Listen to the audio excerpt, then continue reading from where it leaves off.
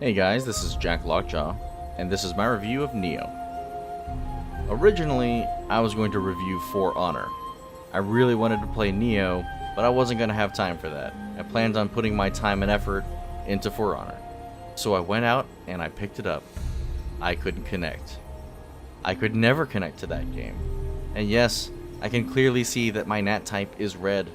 I connected to Rainbow Six Siege and Overwatch just fine. For Honor could never find me a game. I messed with my settings on my Netgear Nighthawk for nearly 3 hours trying to get it to work.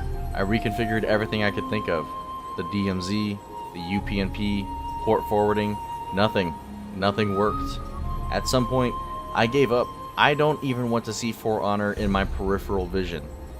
I got rid of it and I decided to play Nioh. Except, Nioh was sold out in my entire city. Amazon listed it as out of stock for over a month. But out of nowhere, a GameStop nearby restocked new copies, and I ran out to pick it up. I do not regret that decision. A lot of people have compared Nioh to the Dark Souls games. I don't disagree, there are some uncanny similarities. Dark Souls was clearly an influence on the development of this game. Killing enemies gets you experience that you lose if you die before using them, and can retrieve them if you return to the spot where you died. You can save at shrines, but the enemies will respawn when you do. The combat is based on learning enemy attack patterns and memorizing how to block and counter them. And like Dark Souls, the bosses at times can seem brutally unfair, but you can overcome them with patience and persistence. But a one-to-one comparison of Nioh to Dark Souls isn't exactly fair, because there's a lot more than just the setting that sets the two games apart. First and foremost, the game is actually divided up into missions. You're given areas to explore, but the areas in the game are disconnected from one another. You're given a map to select specific locations, and each location may have a main mission and side quest attached to them. Each quest has a clearly defined objective. For the main quests, this will often be to reach the end of the stage and kill the boss. The side quests might also have a boss, but sometimes the objective can be to simply clear out a village of demons. The weapons are more limited as well. You have the option of using swords, dual swords, spears, axes, and kusaragamas. Kusaragamas are those chains with a weight on one end and a hook on the other. That was actually my favorite weapon. Additionally, there are types of ranged weapons, bows, rifles, and cannons. You will pick up hundreds of variations of these weapons, but they will all pretty much play the same way. Each melee weapon has a high, middle, and low stance that dramatically changes the playstyle, and you can switch between them mid-combat. In this game, you'll pick up a lot of loot that has randomly generated stats and perks.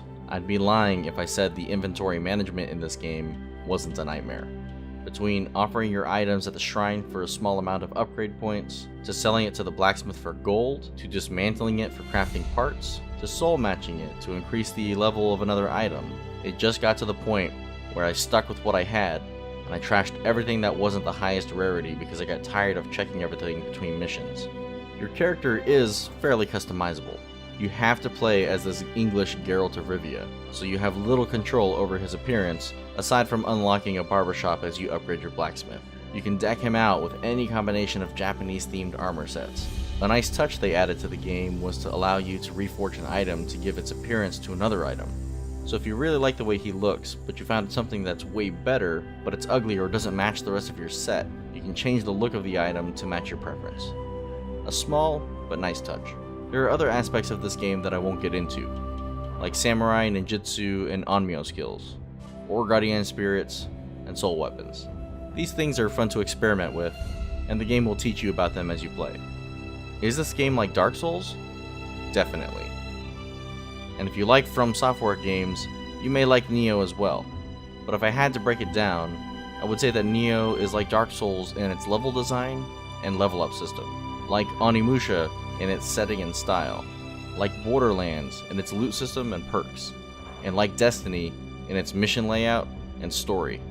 And by that, I mean the gameplay pulled me in, but the story was so mediocre to me, I just took the missions and didn't read shit.